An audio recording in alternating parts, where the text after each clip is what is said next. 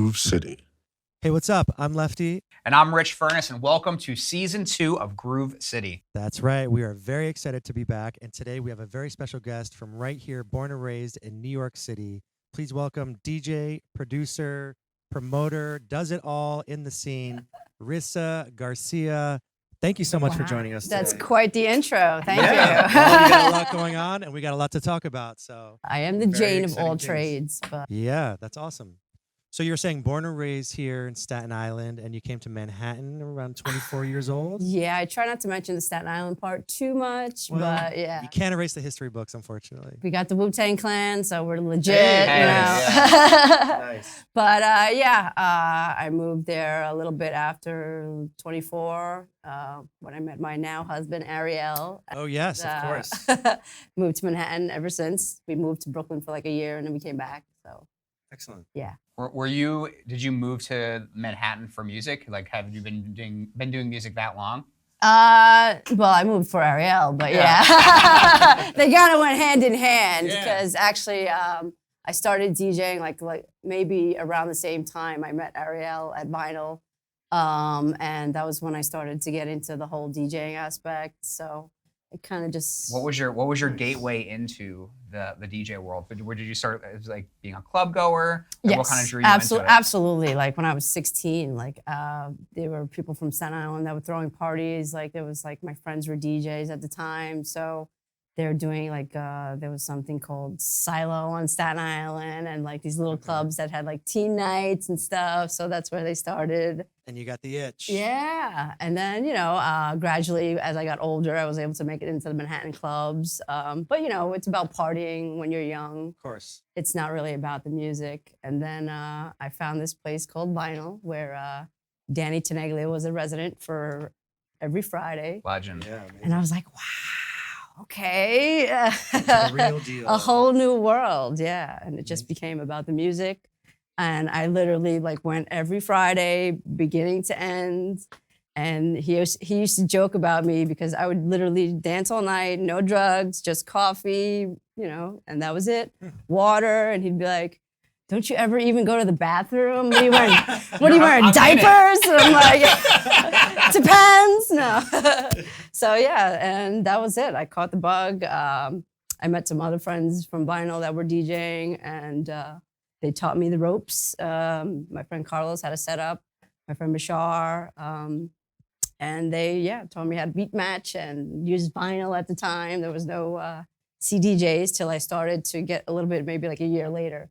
Then the CDJs came into play, so. Nice. Yeah. Do you feel like you have a real advantage because you did learn on vinyl? Because it's such a more delicate process? It helps my ear more. Like I don't use cue points, quantizing, playlists, or none of that record box stuff. I dump my tracks in a USB.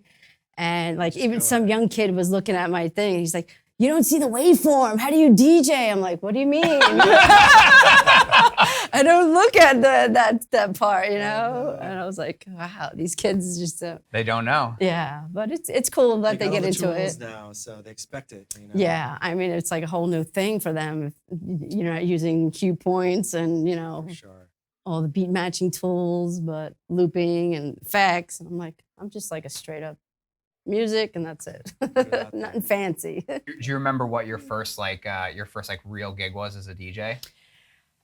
Well, when you mean like real gig, like in a real club, or like when I started out in like little lounges with friends that didn't really matter? Yeah, no, I mean, I think first gig where you played in front of an audience, like not like a house party, Okay, but like yeah, that was back in like 2004. It was like a little lounge in the basement in the Lower East Side, which of course all of us who came up in my a lot era started in. Lower East Side, Lower East Side lounges. They were just all over the place at that time.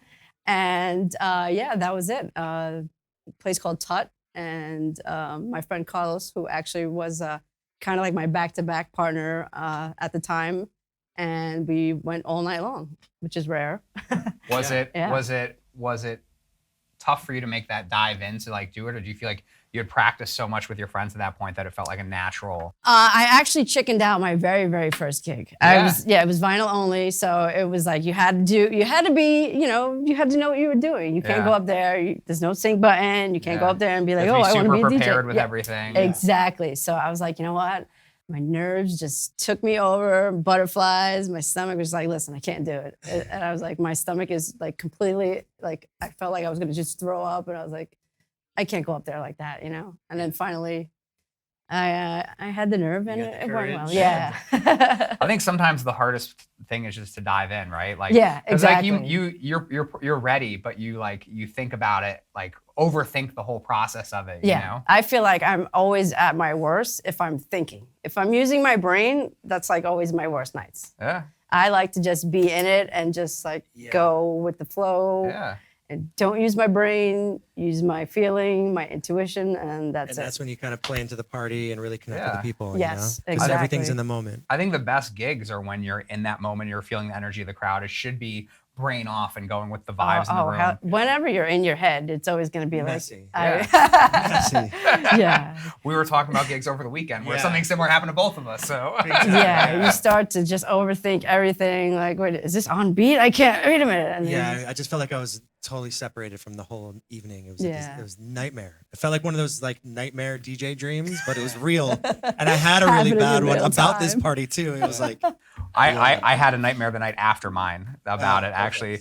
But that goes to show anybody who's watching right now, young DJs, all of us have those moments, whether we're starting or been in the game for, decades. It's like, it can be tough, man. I mean, sometimes the nights are off and like the nerves can't hit, There's like that nightmare where you just like can't find anything on the CDJ, but mine was like I couldn't remember I just how don't know track where to goes. go now. Yeah, it's all in a different language. I may as well not have had anything in there because I was like, I just don't know where to go. I said at one point to my friends, I go, "What do you guys want to hear?" And like, what do you mean? What do I was you like, mean? just forget it. Just forget it. Mine was none of the buttons were working. So I'd be like hitting something. I'm like, yo, why is this not, is this broken? And like everyone was like ignoring me. I'm like, yo, the equipment's not, what do I do? Like. Wait, this is a nightmare. Yeah, Okay, it didn't actually happen. Well, the night before, somebody accidentally unplugged the DJ gear. So I feel like it was a direct result of that. Oh, I had actually a recent one where I guess the DJ before me had like a sync thing. And like when I was trying to pitch, the pitch was going to this one. It was like when I would pitch this one, the pitch on this one would adjust to something. So it wouldn't go where it needed. Yeah. I was like, wait a minute, what's happening? I can't pitch anything. That just happens to a lot of people in real life. Yeah. That's why most people hate that guy. I hate this thing because they don't know how it works, And it's like he had to reset it. No, he had to reset the CDJ because, like I said, nothing in my arsenal is record box or anything. So it's not quantized, it's not beat matched, it's not, Right. So syncing is not really helpful in my situation because it's there's no sync. Yeah. So thankfully the sound guy reset everything and good to go. Went back to normal. Lefty had to do that for me on Friday where one of the CDJs was flipped. Yeah, that's right.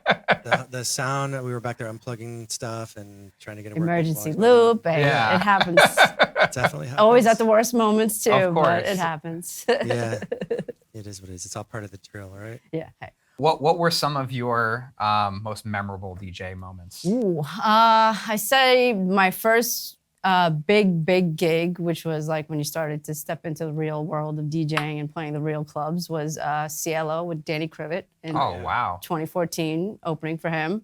That's amazing. And actually the very same year. That place was legendary. I mean, my God. Yeah. I was fortunate to have a residency there for like the last tail end too. Nice. Yeah, that was our first home for Dancing Room Only. Yeah. And shortly after that, I got a call from Tenaglia to open for him at Output.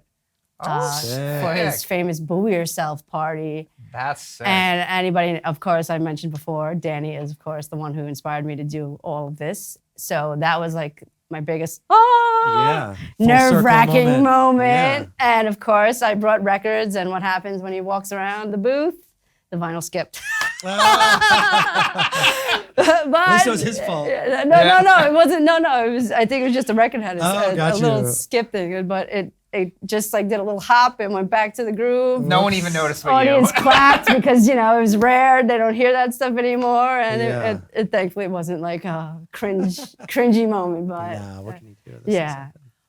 But he let me play till like 1, 2, and it was wall-to-wall jam. The walls were sweating, and I was like, oh my God, is this really happening? It was one of my favorite clubs in the city, honestly, Output. I had so many super memorable nights there. Yeah, Output. During that time, that was like the first club in Williamsburg that Yeah. started the whole Brooklyn explosion. It's true. Facts. Now it's getting further and further to Yeah. Queens. It's Way never deeper, thought yeah. I'd see them. Yeah. Never thought, but they're And back happening. into Manhattan now too, recently. I hope. Like I think love, it has to now I because love everything's Manhattan. become so Brooklyn based, and now Brooklyn's more expensive in a lot of places than Manhattan is. It's I mean, pretty much don't worry, getting we're all there. going to be DJing in Rockaway in no time. Give it another I like have 6 done it months. once, but Yeah. never I'm- again. yeah. It's On too the far regular. for me. Hot new warehouse out on East New York, Rockaway Beach. I'm surprised they were able to do something in the Bronx, like during Halloween. They had like one of those robot heart parties and like Oh. Hunts Point. I'm like, wow, people will go to the Bronx. Well, that's news to me, but There's they a did it. documentary on HBO about Hunts Point. Oh, really?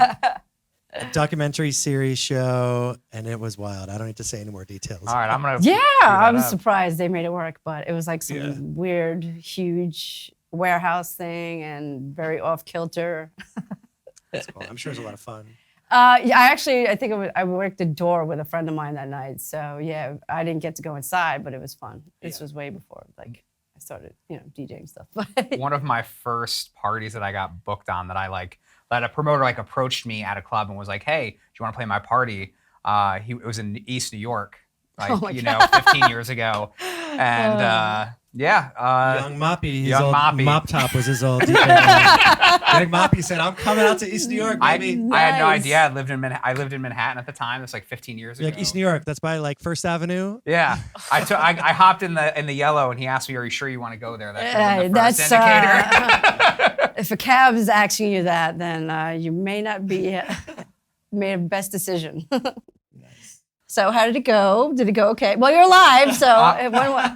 This far. Well, for that party, the police were outside already before, like when I rolled up. They didn't go into the party, so we're like, oh well, this The security. respectable thing. Let me walk around the block once, and then some guy at the corner store while we were grabbing like 40s or something was like, "Are you lost?" I'm like, "No, I'm good." I walk up the stairs and I don't even make it to the top of the staircase, and I shit you not, like full like riot gear protection bust through this party and shut it down as I'm walking up the stairs. And that was my first promoter experience in New York. Didn't happen. That sounds about You're right. like, I'm just gonna go back. Yeah. I'm just gonna turn around and go back. You guys can have fun dealing with that. There was somebody in a DEA costume on Friday, and it was so legit. All the bartenders and everybody were Freaking out. That's Yeah. amazing. You had the badge, you had the Yeah. jacket, like the earpiece and everything. Like it was like Kudos. That's not Not, a good one to bring to no, the club, yeah, you folks. don't go to a nightclub like that. Freaked everybody out. That Managers was are a like, stranger? Yeah. Yeah, Oh man. See the guy running with a backpack, legit. Yeah, yeah. running at the club. So you've been doing your party around New York City for quite some time and have played around a lot. Now you're taking the steps, I feel like more recently, I should say, into the production lane. For I guess a few years now, you've been doing more remixes. Yes. Kind of getting into the studio a little more. How's that been going? It's going well. Like I'm finally like figuring out how to make what I play. You know what I mean? Yeah. I'm Yeah. not quite there yet because Well, real quick, Yeah. for people who don't know, what do you play and what kind of music do you make? I'm like a house, garage, deep house, that classic New York style. Yeah. That's Yeah. what everybody calls me. And, you know. I love your stuff, honestly. It's dope. I For was listening sure. to your Thank stuff you. on SoundCloud. Yeah, thank you. Yeah. So yeah, it's been a learning curve because I'm not one that can read books. I have like a problem struggling with attention span, and Yeah. I like to learn on my own and Facts. just twinkle around. So it's a bit of a learning curve when you do that. Yeah. Well, it's hard But- for anybody to just dive into it, Yeah, So, especially when you're older and you're learning new things, your brain doesn't absorb as much. But I'm getting there. yeah, nice. So yeah, it's slowly. I've done some projects recently that I'm really happy with. Awesome. Yeah. So. Who have some people that you've remixed? I know you've put out a few remixes, I think, over the last couple of years, right? I've done recently Anna Cavazos, sorry. Okay. Anna Cavazos recently did her, which is coming out on vinyl. Nice. We did something for this guy, Ruggiero Fiore and Todd Terry, which came out on my label. That's sick. I feel like I remember that one. Yeah. Feed the Dance Floor, which I think featured Todd's voice. And I'm trying to think, but it's like you do.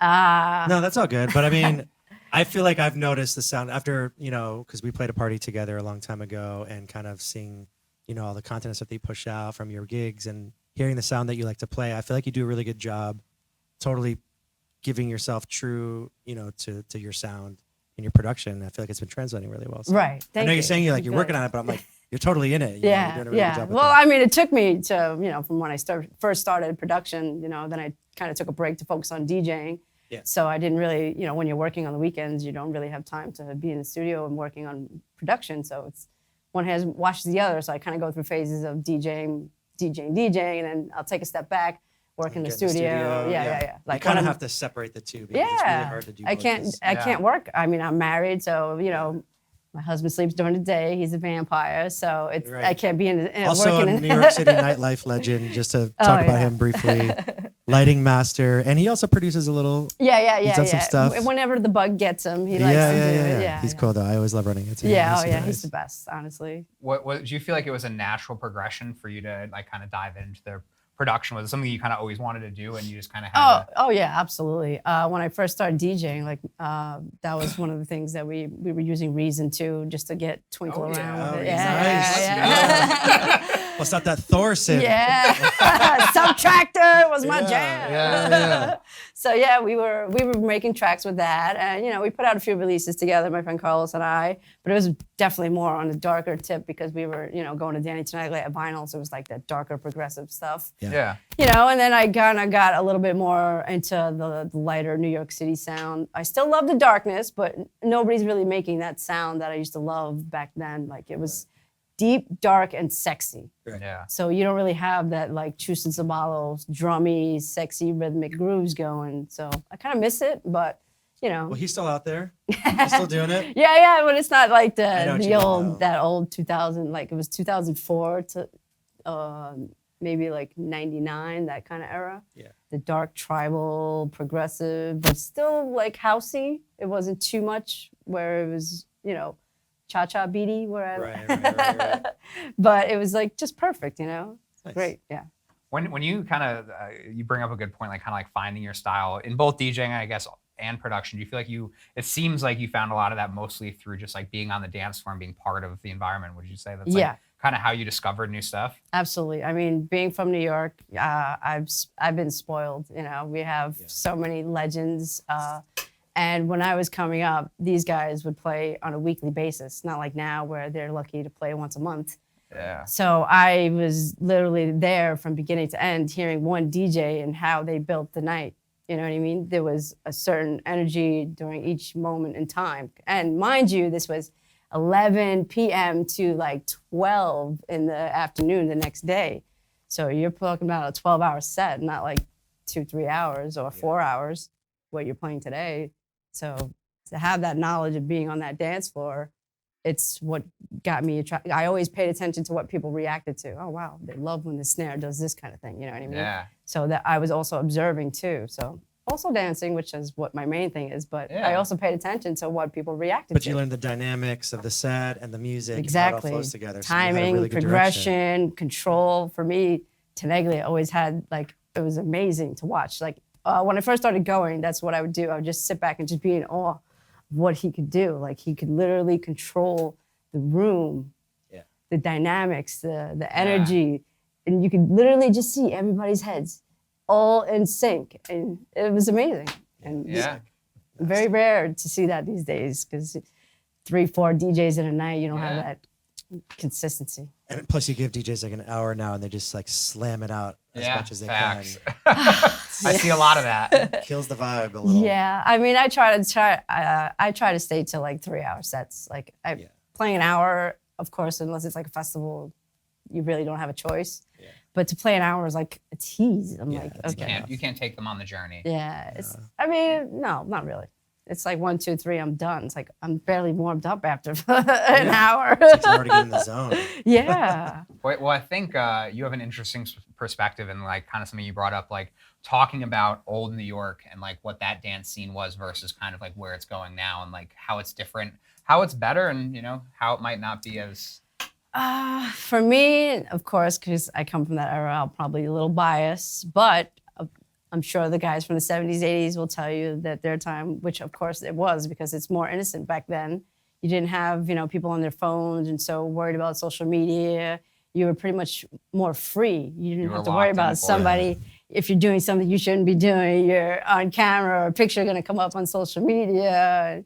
I can't be seen in here tonight. Yeah. It doesn't happen anymore. Right? Or I don't like to be filmed while I'm dancing. For me, that's like a personal thing. Yeah. And to have somebody film you while you're dancing is like, that's like an intimate thing when I want to be, away from cameras. I don't want to be somebody with their spotlight on me. Yeah, while you're trying to let loose and just like let I yourself want go. to be free. I'm not. So I feel like that kind of sense is gone. There is, of course, more DJs, more things happening, more opportunity to do things like this, more business on the business side of things. But again, it's a double-edged sword. Yeah. You have so many DJs. I think you bring up a good point with just like where phones and stuff are, because I do notice, I mean, even from when I started, which was like flip phones. So, people could maybe take photos or something, or the Nokia phones, I guess is when I really started. Yeah. They couldn't really do too much. Yeah. Horrible sound quality. And Yeah. Yeah.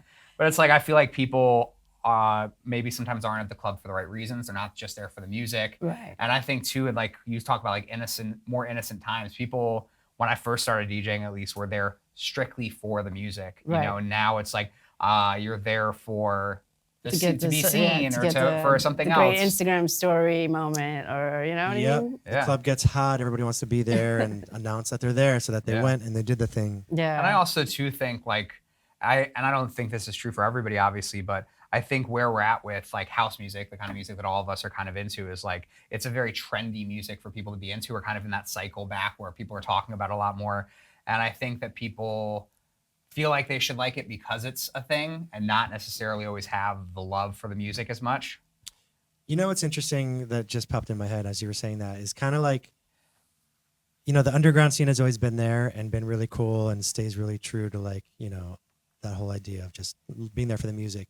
But now, like, house music in general, tech house and all these things have crossed over into a bigger spotlight. Like in New York City nightlife, where it used to be like, New York City nightlife was like bottle clubs, bottle services and all that stuff. And then you had like the underground. You can go get each experienced and like, you know how to play those rooms. Now there's so much like a crossover. It's a crossover, yeah. Like you want to like feed them underground stuff in like a bigger like room in Manhattan, but you also have to kind of feed them the stuff that they're expecting at that level of like recognizability. Commercial music. Yeah, exactly.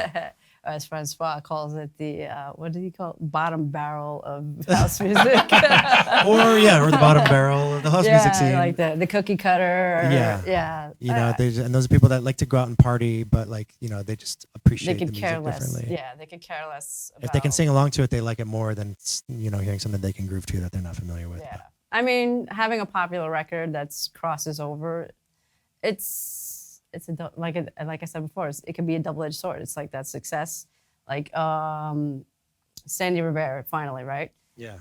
We had him as a guest, of course. Right. I'm sure he's heard the track. I spoke about this before. I'm sure he's played and heard the track 1,000,001 times. Yeah. But of course, when he plays, what's everybody waiting for? The finally moment. Yeah, for sure. And he finally played it, and everybody went crazy, Yeah. Yeah, it's funny because there's a thing I feel like, especially in like the DJ producer world, that they often say in the industry that I've heard many times. It's like, listen, like you're an artist, you're producing, you're releasing music, like you want to do a certain thing, but like you also want to get to a certain level. So it's like once you get your hit, you can do whatever you want. But I feel like that's not true because then you get stuck with the hits syndrome, or I know that sounds like a and you're never gonna live up to that hit, But I feel like you kind of get stuck with that one thing that you get known for. It's really hard to go beyond that. Yeah. Exactly. I mean, I was just watching something before I came here with the guy that plays the Fonz, and he said, "I'll never be anything more than the Fonz." He'll always be the Fonz. Yeah. That happened with. I mean, it happens a lot of time with like our blessing and a curse characters. But, yeah, right. You become a really famous character, and then everybody wants you to do the one thing. What's your trick? Hey. Do your trick. Not bad. He played a cool guy that rides motorcycles and wears a leather jacket. Not a bad role to get stuck in. But you want it to be other things on TV too, So I mean, those big clubs, honestly, just like if I can't play how I want to play, then I don't want to play. Exactly. Like I want to play with my heart, my soul, and when you're forced to play a certain way, like I don't. It's not sincere. Yeah, I don't. For me, get off where that's satisfying for me is having that release of being like free to do whatever you want, and not being constricted to you have to play this style because that's what they want to hear. Like I don't take gigs like that because Yeah, it's, for it's sure. not me. Like I wouldn't. Like I have a friend that is security. He's, oh, you should play these rooftops and at these hotels. That you just play top 40. I'm like, no. Yeah. That's not what I do. Definitely not. Yeah. Well, so your party is on a undetermined short hiatus, but planning to come back. Do you have any venues in mind, dream venues in the city that you're like, oh, I'd love to do my party here when it returns? Or like, I actually recently played at Public Records, so I would love to do the inside. yeah. For me, I'm all about wood dance floors Mm. and great sound systems. Yes. The bonus is to have Ariel, but of course he's at elsewhere, so that's obviously out the Nice. window. Yeah, he's every weekend probably. Yeah, that's what was great about House of X because he was there with me too. So and we Yeah. had everything connected: wood floor, good sound system, Ariel and lights in Manhattan, Yeah. connected all that. So I'm waiting to find another space where it can either, be in Manhattan, which is a big plus for the people that I know because they live in the Bronx, they live uptown, they live in Jersey, and going out to, some of these spots in Brooklyn is a little far for them. So Sure. yeah, they would prefer Manhattan, but of course they're so rare these days because the rents are too high. So if that doesn't happen, I'm of course open to Brooklyn, and like I said, wood floors, great sound system, good staff, friendly staff, because people will complain about your staff, Facts. That's true. security, Big part of all it. that That stuff is also matters, true. and that's about it. Nice. And what's a favorite club that you've played at in general in the city? You're like, oh, this was my spot. I mean, it's probably a Cielo output, I feel like. Cielo, of course, Yeah. because that was I got to like play there once, and it was the super sweet. sound system was amazing. The The room booth alone is incredible. Yeah, it's sick. so comfortable. I Yeah. mean, I'm short, so it was a little high for me for the Right. monitors and the CD players. I had to tippy toe, but that was probably my favorite room. The warmth of the sound system, and of Unparalleled. course, That dance floor, when you get right in the middle, it just sounded Yeah. unbelievable. and Truly. it didn't hurt your ears. You could have That a was the one, conversation. yeah. It sounded so full and clear and like was not distorted. It's not or always about sharp. loudness. It's about Exactly. clarity. Yeah. You know? You didn't have to overdo it. Yeah. Of course, there were people that would push it, but you didn't have to. Yeah. And it was just welcoming. Like for me, that's another thing. Energy of a certain place, location. It matters. Certain rooms have a certain welcoming energy. Certain rooms have like for some reason you don't feel comfortable in the room. You know what I mean? Yeah. Just something about it that like, You got to have It's both. It's okay. got to be all of that. Yeah. Got to line it up. yeah. You said you might have some release on the way pretty soon. I mean, indefinite date on when this will go public, but I'd say your plans for the next 6 months, you got some music coming out. Oh, for sure. Well, the first one is obviously the one that just came out on Harry Romero's label. Oh, nice. Oh, Yeah, Di Serono, Jam My Veins remix. Came out on Friday, the 27th, right? Yeah, that was Sweet. it. Congrats. And yeah, thank you. And next we have the vinyl only, which is actually my first release, with Rick Wade and Mateus Voigt on remixes along with the original. Nice. And that's coming out on vinyl November 10th. Not sure I can talk about this one. Can we edit it if we don't have permission? Sure. I did a remix for Shay Damier. Oh. Him and Ben Vendry. Their new project is called H2H, Okay. and they have an upcoming album. And Shay is the sweetest man alive, and he asked me if I could do a remix for the album. Sick. I'm not sure about a release date, but he recently has been testing it out. He sends me videos. Hey, look, I played it here, and it went well. I'm like, okay, great. That's the best feeling. Yeah, let me know when the release is. So That's sick. I'll ask him if I can share this, but yeah. Very cool. Yeah, I mean, we haven't spoken publicly. He lets me post it, so that it's my remix, but I haven't said it's my remix for him yet. Oh, right. Yeah. I just said an upcoming remix, but I didn't say it was specifically for him and the Heart to Heart album. That's awesome. Well, excited to hear the music when it comes out and hopefully get a chance to go to your party once it kicks back up again. Yeah, I mean, I hopefully, maybe November. Okay, so right around the December. corner. Yeah. Nice. Hopefully, we'll see. Awesome. I'm kind of like a person that doesn't like. I work with like whatever comes. I don't Yeah. force my way on. Fluid. Naturally. Yeah, exactly. So Excellent. the doors are open. I'm back in the DJ world again. I just finished my EP, so Ready to get back out there. Yes. Nice. Get back on the grind. Do you want to tell everybody where they can follow you on social media so they can keep up to date with all your events and such going on? Oh, so many things. Okay, so obviously Facebook, Rissa Garcia. Instagram, Rissa NCR. Twitter, Rissa Garcia NYC. SoundCloud, Rissa. Just, yeah. I have all the things. Just look for my name. Just Google it. Spotify. Yeah, all the good things. Cool. Well, you're about to drop a super sick set for us. You want to tell us a little bit about what people can expect if they want to watch the video of her set in the link below? Yes. I actually don't know yet. We'll see when we get there. Once I plug the USB and I That's pick it. my Decide. first song, The journey will begin. I will let you guys know. But Well, we're yeah. very excited to hear your set. Definitely going to be some deep house, garagey, maybe Nice. disco-y. We'll see. Cool. Sick. I'll pick the first song and we'll go from there. All right, sweet. Thank you guys for having Yeah, me. thank you so much for joining us. You want to sign us out, Ricky? Yeah, what's up? I'm Rich Furniss. And I'm Lefty. Thank you for watching. Thank you.